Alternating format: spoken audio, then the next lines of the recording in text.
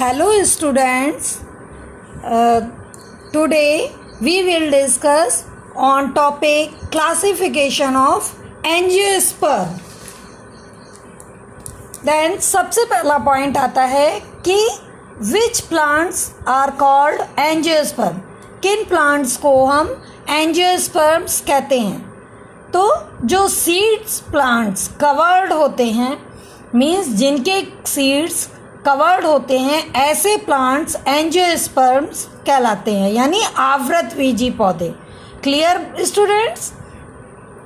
और ये एंजियोस्पर्म्स का क्लासिफिकेशन के 3 different possible types of system है, यानी इनकी जो सिस्टमेटिक पोजीशन दी गई है क्लासिफिकेशन के अकॉर्डिंग, ये सिस्टम 3 टाइप्स के हैं. मीन्स एक सबसे फर्स्ट आता है आर्टिफिशियल सिस्टम. आर्टिफिशियल सिस्टम में जो क्लासिफिकेशन दिया गया था वो number of stamens and styles के बेस्ड पर था. देन सेकंड नेचुरल सिस्टम, जो नेचुरल सिस्टम टाइप का क्लासिफिकेशन बॉटनिस्ट ने दिया वो प्लांट्स के ऑल इम्पॉर्टेंट कैरेक्टर्स के बेस्ड पर क्लासिफिकेशन दिया गया था. एंड नेक्स्ट थर्ड टाइप का जो फाइलोजेनेटिक सिस्टम है, इसमें इवोल्यूशनरी एंड जेनेटिक एफिनिटीज़ जो थी प्लांट्स की उसके अकॉर्डिंग क्लासिफिकेशन दिया गया था. Plants are classified according to their evolutionary and genetic affinities. Clear? Today सबसे पहले हम आर्टिफिशियल क्लासिफिकेशन के बारे में डिस्कस करेंगे. तो आर्टिफिशियल क्लासिफिकेशन जो था वो एंशिएंट टाइम से मॉडर्न टाइम तक दिया गया. तो सबसे पहले जो बॉटनिस्ट थे थियोफ्रेस्टस, ये देखिए थियोफ्रेस्टस. तो आप लोग शायद जानते हो कि ये जो किसी भी साइंटिस्ट या बॉटनिस्ट के बगल में ये जो ईयर लिखा रहता है 370 टू 285 BC, इसका मीन होता है कि 370 उनका बर्थ टाइम है, ईयर है, और 285 उनका डेथ ईयर है. अब थियोफ्रेस्टस जो थे वो थे कौन? वो फादर ऑफ बॉटनी कहे जाते हैं. तो आपसे कभी अगर पूछेगा कि who is father of botany, then Theophrastus are father of botany. ये पीपल ऑफ प्लेटो भी थे. Pupil means student. ये प्लेटो के स्टूडेंट थे. एंड इसके अलावा ये एरिस्टो, आपने सुना होगा अरस्तु जिनको कहा जाता है, उनके फ्रेंड थे. इन्होंने जो अपना प्लांट्स का क्लासिफिकेशन दिया वो प्लांट्स के फॉर्म एंड टेक्सचर के आधार पर दिया था. और उस क्लासिफिकेशन को इन्होंने हिस्टोरिया प्लेंटेरम जो अपनी बुक पब्लिश की थी उसमें डिस्कस किया. ये जो क्लासिफिकेशन इन्होंने दिया ये 450 कल्टीवेटेड प्लांट्स के ऊपर दिया. मतलब 450 कल्टीवेटेड प्लांट्स की इन्होंने स्टडी की और उनके फॉर्म एंड टेक्सचर के आधार पर उनको क्लासिफाइड किया. इन्होंने ये जो 450 प्लांट्स थे इनको 4 कैटेगरीज में क्लासिफाइड किया. फर्स्ट थे हर्ब्स, जो कि इनके अकॉर्डिंग साइज में बहुत छोटे थे और इनका स्टेम वीक था, green and weak. Under shrubs, तो अंडर श्रब्स का जो स्टेम था वो ग्रीन के साथ साथ हल्का वुडी स्ट्रक्चर का भी था और इनका साइज हर्ब से थोड़ा बड़ा था, श्रब से छोटा. श्रब्स जो थे ये हर्ब्स और अंडर श्रब से साइज में बड़े थे बट ट्री से छोटे थे. ये भी पेरिनियल थे बट जैसे ट्री में एक जो आप कहेंगे कि इस जो उनका साइज होता है वो बड़ा होता है, जबकि श्रब्स का 1 to 1.5 मीटर के अप्रॉक्सीमेटली होता है साइज. एंड ट्रीज़ में जो लार्ज ट्रीज़ जैसे कि सपोज करिए अगर हम अब देखें तो मैंगो है, पीपल है, बैनियान है, इस तरह के प्लांट्स को इन्होंने ट्रीज में क्लासिफाइड किया। इनका जो क्लासिफिकेशन था वो एंशिएंट सिस्टम के अंतर्गत आता था। मीन्स एंशिएंट सिस्टम जो था क्लासिफिकेशन का, उसमें आर्टिफिशियल टाइप का क्लासिफिकेशन था। देन इनके बाद फिर और बहुत से बॉटनिस्ट आए, बट उनका क्लासिफिकेशन उतना मान्य नहीं हुआ। नेक्स्ट सबसे लास्ट में जो आर्टिफिशियल क्लासिफिकेशन दिया कैरोलस लिनियस ने, बट इनके टाइम तक जो सिस्टम था वो चेंज हो गया। जैसे कि थियोफ्रेस्टस एंशियंट टाइम में थे तो ये मॉडर्न टाइम में थे, इसीलिए इनको फादर ऑफ मॉडर्न बॉटनी भी कहा जाता है। इनका डेट ऑफ बर्थ 1707 टू 1778 है। ये ग्रेट स्वीडिश बॉटनिस्ट थे। इनका जो क्लासिफिकेशन था वो इन्होंने अपना जो एक सिस्टम नॉमेनक्लेचर का, नॉमेनक्लेचर मीन्स होता है बच्चों नामकरण, मीन्स जो इन्होंने प्लांट्स को नाम दिए थे वो बायनोमियल सिस्टम के अकॉर्डिंग दिए थे। तो he was followed the binomial system of nomenclature and described 100 of plants from different parts of the world। इन्होंने पूरे वर्ल्ड से के डिफरेंट पार्ट से लगभग सैकड़ों प्लांट्स जो लिए उनका डिस्क्रिप्शन किया बायनोमियल सिस्टम ऑफ नॉमेनक्लेचर के अकॉर्डिंग। स्टूडेंट्स, में एक मेन पॉइंट बताना भूल गई थी कि थियोफ्रेस्टस पर आप शॉर्ट नोट ज़रूर तैयार कर लीजिएगा, क्योंकि कई बार एग्ज़ाम में शॉर्ट नोट में थियोफ्रेस्टस, दूसरे हैं कैरोलस लिनियस जो मैं अभी बताने चल रही हूँ, इनके बारे में भी आप नोट कर लीजिएगा। इन पर भी शॉर्ट नोट अक्सर कर आ जाता है। ओके, तो जो ये कैरोलस लिनियस थे, इन्होंने जो अपने प्लांट्स की स्टडी की, उनका क्लासिफिकेशन दिया, तो उन्होंने जेनेरा प्लांटेरम, स्पीसीज प्लांटेरम, ये 2 बुक पब्लिश की। उसके बाद जो उन्होंने सिस्टेमा नेचर 1735 में बुक अपनी पब्लिश की, उसमें अपना आर्टिफिशियल क्लासिफिकेशन को पब्लिश किया। और इनके जो आर्टिफिशियल इन्होंने क्लासिफिकेशन दिया, ये सेक्सुअल सिस्टम ऑफ क्लासिफिकेशन भी कहलाता है। क्यों? क्योंकि जो क्लासिफिकेशन इन्होंने दिया था वो स्टेमेंस के बेस पर था, नंबर ऑफ स्टेमेंस, और स्टेमेन एक सेक्सुअल पार्ट होता है फ्लावर का, इसलिए सेक्सुअल सिस्टम ऑफ क्लासिफिकेशन, इनके क्लासिफिकेशन को नाम दिया गया। और इनके क्लासिफिकेशन में इन्होंने सभी प्लांट्स को, जितने भी उन्होंने स्टडी की थी, उनको 24 क्लासेस में डिस्क्राइब किया।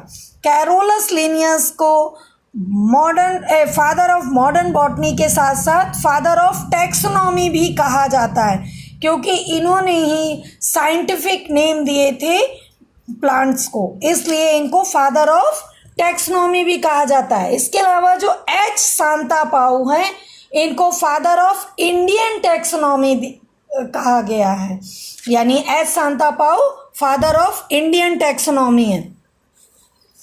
अच्छा, इन्होंने जो ये कैरोलस लिनियस थे, अपना जो क्लासिफिकेशन था वो सिस्टेमा नेचर में 1735 में दिया, एंड अगेन आफ्टर 2 years उन्होंने और कुछ प्लांट्स खोजे और उनको भी क्लासिफाइड किया, एंड अगेन उन्होंने अपनी एक बुक पब्लिश की, जेनेरा प्लांटेरम।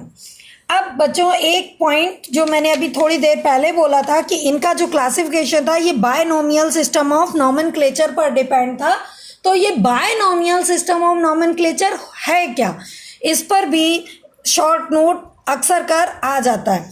तो इस पर आपको अगर जब आएगा तो आपको लिखना कैसे है कि binomial system of nomenclature Carolus Linnaeus द्वारा दिया गया था, यानी गिवन बाय कैरोलस लिनियस इन 1735, और इन्होंने इसके बारे में अपनी बुक सिस्टेमा नेचर में डिस्क्राइब किया था। ये बायनोमियल नॉमेनक्लेचर, बायनोमियल से ही आपको क्लियर हो रहा है, bi means two, nomial means नाम, यानी द्विनाम पद्धति। तो सिस्टम मीन्स पद्धति, द्विनाम पद्धति या बायनोमियल सिस्टम का मतलब हुआ दो नामों से मिलकर बना हुआ नाम। तो यहाँ पर first name is generic name यानी पहला नाम, वंश नाम, and second name is species name मतलब दूसरा नाम प्रजाति नाम। तो जो फर्स्ट नेम जेनरिक नेम होता है वो always written in capital letter, मतलब हमेशा जब भी जेनरिक नेम लिखा जाएगा तो कैपिटल ABCD का जो कैपिटल वर्ड होता है उससे स्टार्ट होगा। And species name always written in small letter, यानी जो आपकी नॉर्मल लैंग्वेज में या हम लोगों की कहा जाए जो छोटी ABCD हम लोग बोलते हैं उसमें लिखा जाता है। ओके, नेक्स्ट पॉइंट इसका आता है बायनोमियल नॉमेनक्लेचर का, कि बायनोमियल नॉमेनक्लेचर के अकॉर्डिंग जो कैरोलस लिनियस ने साइंटिफिक नेम यानी बॉटनिकल नेम दिए थे वो सभी इटैलिक लैंग्वेज में लिखे जाते हैं। क्यों? क्योंकि वो ग्रीक वर्ड्स हैं और Greek words always written in italic language. But हम लोग जब हैंड रिटन करते हैं तब इटैलिक नहीं लिख सकते, इसलिए जब भी हम लोग हाथ से लिखते हैं तो इटैलिक जो बॉटनिकल नेम होते हैं या साइंटिफिक नेम आप कह सकते हो उनका हम जेनरिक नेम और स्पीशीज नेम अलग अलग अंडरलाइन करते हैं। इस तरह से आपका ये बायनोमियल सिस्टम ऑफ नॉमेनक्लेचर का शॉर्ट नोट कंप्लीट होता है। देन अब हम लोग डिस्कस करते हैं outline of the classification, means जो कैरोलस लिनियस ने क्लासिफिकेशन दिया था वो क्या है। तो फर्स्ट तो है मोनेंड्रिया, इन्होंने जो 24 क्लासेस दी थी उनमें फर्स्ट है मोनेंड्रिया क्लास। मोनेंड्रिया में आप देख रहे हैं mono then andria. Mono means होता है single one, andria means androecium से आया है ये एंड्रिया। क्यों? एंड्रूशियम है पूरा स्टेमेंस का जो बंच है, मीन्स कितने भी स्टेमेंस पाए जाते हैं उनको एंड्रूशियम, सॉरी आप कह सकते हो एंड्रूशियम है male part of the flower और उसकी यूनिट होती है स्टेमेन। तो इसलिए जब सिंगल स्टेमेन पाया जाता है तो उन प्लांट्स को लिनियस ने मोनेंड्रिया क्लास में रखा, और जहाँ पर उन्हें जिन प्लांट्स में 2 स्टेमेंस मिले उन प्लांट्स को उन्होंने डायएंड्रिया क्लास में रखा। एंड जब 3 स्टेमेंस मिले तो ट्राइएंड्रिया। इसी तरह जब उन्हें 4 स्टेमेंस वाले प्लांट्स मिले तो उन्हें टेट्रेंड्रिया। एंड जब 5 स्टेमेंस वाले प्लांट्स मिले तो पेंटेंड्रिया। एंड 6 स्टेमेंस वाले प्लांट्स मिले तो हेक्सेंड्रिया। एंड जब 7 स्टेमेंस वाले प्लांट्स मिले तो हेप्टेंड्रिया नाम दिया। इसी तरह 8 स्टेमेंस जब नाम दिए गए तो ऑक्टेंड्रिया। एंड जब 9 स्टेमेंस मिले तो इनेंड्रिया। इसी तरह 10 जब स्टेमेंस मिले तो जिन प्लांट्स में तो उनको उन्होंने डेकेंड्रिया क्लास में रखा। फिर जब 11 to 19 स्टेमेंस मिले, मीन्स 11 से लेकर 19 तक जितने भी स्टेमेंस अगर जिस भी संख्या के उन्हें किसी प्लांट्स में मिले तो उन प्लांट्स को उन्होंने डोडेकेंड्रिया क्लास में रखा। इसके बाद जब 20 या मोर देन स्टेमेंस थे और जो कि अटैच थे कैलिक्स से, ये देखिए मैंने यहाँ शो भी किया है, 20 और more than stamens attach to the calyx. तो ऐसे स्टेमेंस जो कि कैलिक्स में 20 से अधिक 20 या 20 से अधिक अटैच्ड थे, ऐसे प्लांट्स जिनके स्टेमेंस, तो उन प्लांट्स को उन्होंने इकोसेंड्रिया क्लास में रखा। देन जब बहुत सारे पॉलीएंड्रिया मीन्स 20 से भी अधिक स्टेमेंस तो थे बट वो अटैच्ड कहाँ थे, रिसेप्टिकल से, तो ऐसे प्लांट्स को उन्होंने पॉलीएंड्रिया क्लास में रखा, क्लासिफाइड किया। अब 14 नंबर की क्लास आती है डाइडाइनेमिया। डाई मीन्स दो, यानी डाइडाइनेमिया, ऐसे ही डाइडाइनेमस वर्ड आया है, या आप कह सकते हो डाइडाइनेमस वर्ड डाइडाइनेमिया के लिए ही बना है। मीन्स जब 2 लंबे और 2 छोटे स्टेमेंस एक साथ पाए जाते हैं तो इस कंडीशन को डाइडाइनेमस कंडीशन कहते हैं। और इस तरह के प्लांट्स को किन्होंने लिनियस ने डाइडाइनेमिया क्लास में क्लासिफाइड किया। अब 15 नंबर क्लास आती है टेट्राडाइनेमिया। टेट्राडाइनेमिया मीन्स जहाँ पर स्टेमेंस की कंडीशन टेट्राडाइनेमस है। टेट्राडाइनेमस मीन्स होता है 4 शॉर्ट और 2 लॉन्ग स्टेमेंस, जैसे कि आपको ब्रेसिकेसी फैमिली में देखने को मिलते हैं। इसमें क्या होता है, 4 स्टेमेंस शॉर्ट होते हैं और 2 स्टेमेंस लॉन्ग होते हैं। Next 16 number class I monadelphia. Monadelphia means है, एडेल्फा मीन्स होता है बंडल, मोनो मीन्स सिंगल। जब सिंगल बंडल में सभी स्टेमेंस एक साथ, यानी स्टेमेन, देखिए मैंने यहाँ ये बताया हुआ है, स्टेमेन आपका 2 पार्ट से मिलकर बना होता है। फर्स्ट तो ये जो ऊपर येलो कलर का पॉइंट होता है ये एंथर कहलाता है और नीचे ये फिलामेंट कहलाता है। तो जब ये फिलामेंट फ्यूज होकर एक फिलामेंटल ट्यूब बनाते हैं तो आपको बहुत सारे स्टेमेंस भी एक साथ फ्यूज्ड होकर एक बंडल जैसे शो होंगे। तो इस बंडल के आधार पर, यानी मोनोएडेल्फस कंडीशन के अकॉर्डिंग, जिन प्लांट्स में ऐसी कंडीशन दिखी उन प्लांट्स को लिनियस ने मोनोएडेल्फा क्लास में क्लासिफाइड किया। और इस कैरेक्टर की फैमिली आपको मालवेसी फैमिली में इस तरह का कैरेक्टर दिखाई देगा। डाइएडेल्फा मीन्स होता है, डाई मीन्स 2, एडेल्फा मीन्स बंडल, यानी जब स्टेमेंस 2 बंडल में होंगे तब ये कंडीशन कहलाती है। और डाइएडेल्फा कंडीशन आपको पेपिलियोनेसी फैमिली के मेंबर्स में पाई जाएगी। पेपिलियोनेसी मीन्स आपकी जो पी फैमिली है, यानी मटर, अरहर, ये जो दालों वाली फैमिली, पल्स फैमिली जिसको बोलते हैं, लेग्यूमिनेसी, इनमें आप देखिए तो आपको इसी तरह की कंडीशन दिखेगी। डाइएडेल्फस मीन्स स्टेमेंस 2 बंडल में रहते हैं। आगे मैं इसका नेक्स्ट जब अभी सारे फीचर्स पढ़ाऊंगी तब आप लोगों को पूरा अच्छे से विद डायग्राम डिस्क्राइब करूंगी। Diadelphous, polyadelphous, all total. Polyadelpha, adelpha means bundle, poly means कई सारे, यानी जब बहुत सारे बंडल होंगे तब उस कंडीशन को पॉलीएडेल्फा कंडीशन कहते हैं, पॉलीएडेल्फस कंडीशन कहते हैं। और इस तरह के प्लांट्स जिनमें ये कंडीशन देखने को मिलती है इनको लिनियस ने पॉलीएडेल्फा क्लास में रखा। इसके बाद 19 क्लास आती है सिनजिनेसिया। सिनजिनेसिया में जिन प्लांट्स के स्टेमन में सिनजिनेसियस कंडीशन थी, सिनजिनेसियस कंडीशन मीन क्या होती है, जबकि एंथर फ्यूज्ड होते हैं एंड फिलामेंट फ्री होते हैं, तो ये कंडीशन आपकी कहलाती सिनजिनेसियस कंडीशन। और ऐसा आपको कंपोजिटिव फैमिली में देखने को मिलेगा। ओके स्टूडेंट, अभी हम लोग आगे नेक्स्ट जब चैप्टर पढ़ेंगे तो सारी फैमिलीज भी डिस्क्राइब करेंगे, तो आपको सब विद डायग्राम क्लियर हो जाएगा। नेक्स्ट तो सिनजिनेसिया जो क्लास थी उसमें लिनियस ने उन प्लांट्स को रखा जिनमें स्टेमेंस की कंडीशन सिनजिनेसियस दिखाई दी। 20 नंबर की क्लास थी गाइनएंड्रिया।